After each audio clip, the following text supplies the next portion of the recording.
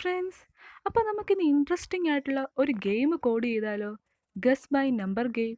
നമ്മളെല്ലാവരും തന്നെ കളിച്ചിട്ടുള്ളൊരു ഗെയിമാണ്. ഇനി ഇതെങ്ങനെ കോഡ് ചെയ്യാമെന്ന് നോക്കിയാലോ? അപ്പോൾ നമ്മുടെ കോഡിംഗ് സെക്ഷനിലേക്ക് പോകുന്നതിന് മുമ്പ് നിങ്ങൾ ആരെങ്കിലും ആദ്യമായിട്ടാണ് ഈ ചാനൽ കാണുന്നതെങ്കിൽ പ്ലീസ് ഒന്ന് സബ്സ്ക്രൈബ് ചെയ്യുക.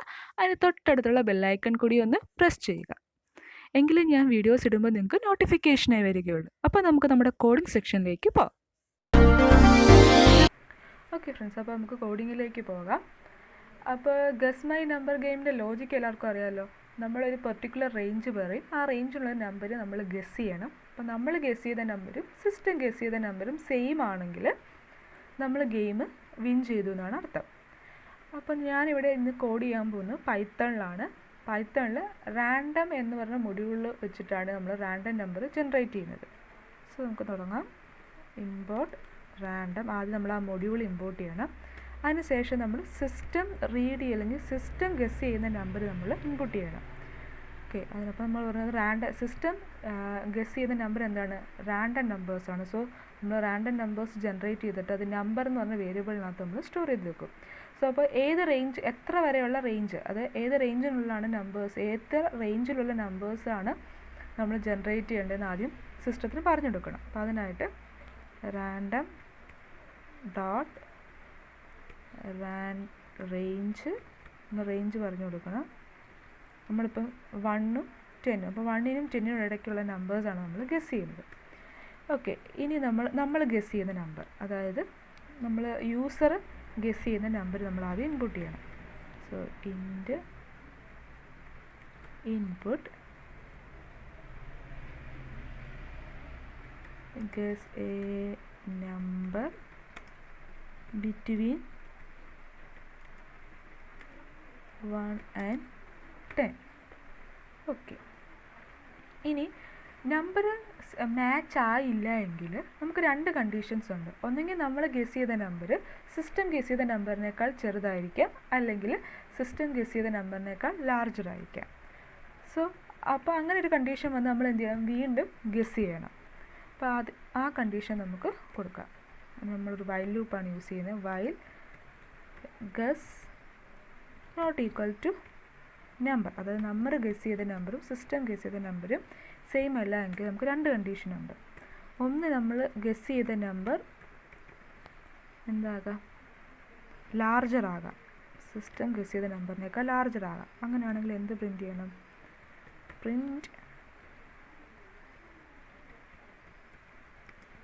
Guess a lesser number.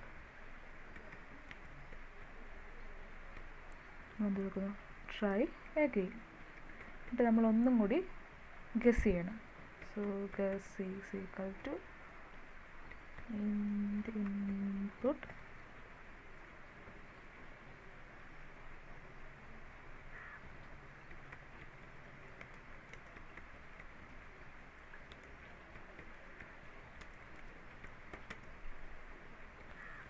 Okay.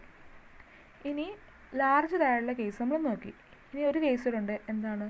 നമ്മൾ ഗസ് ചെയ്ത നമ്പർ സ്മോൾ ആകാം, അല്ലേ? സിസ്റ്റം ഗസ് ചെയ്ത നമ്പറിനേക്കാൾ സ്മോളർ ആകാം.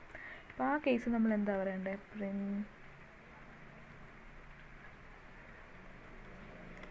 Guess a larger number, larger number. Try again. എന്നിട്ട് നമ്മൾ പിന്നെ എന്ത് ചെയ്യണം? ഗസ് ചെയ്യണം. Guess equal to input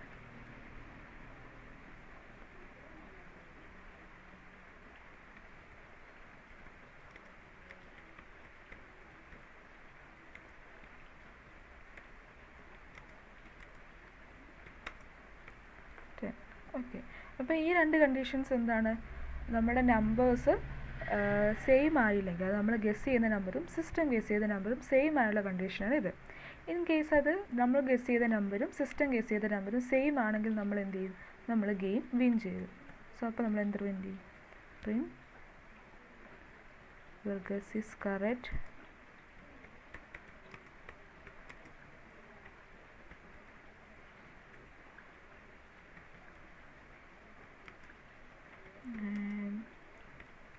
U won the game. Okay, അപ്പോൾ നമ്മൾ ഗെയിം കോഡ് ചെയ്ത് കഴിഞ്ഞു. ഇനി നമുക്കിതൊന്ന് റൺ ചെയ്യിപ്പിച്ച് നോക്കാം.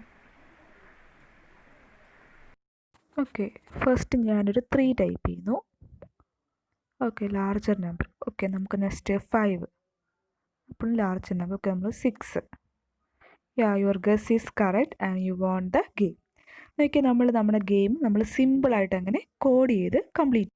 അപ്പോൾ ഇന്നത്തെ ഈ വീഡിയോ എല്ലാവർക്കും ഇഷ്ടമായെന്ന് വിചാരിക്കുന്നു. കോഡ് ഞാൻ ഡിസ്ക്രിപ്ഷനിൽ കൊടുത്തിരിക്കാം. അപ്പോൾ ഈ വീഡിയോ ഇഷ്ടമായെങ്കിൽ എല്ലാവരും ലൈക്ക് ചെയ്യുക, സബ്സ്ക്രൈബ് ചെയ്യുക.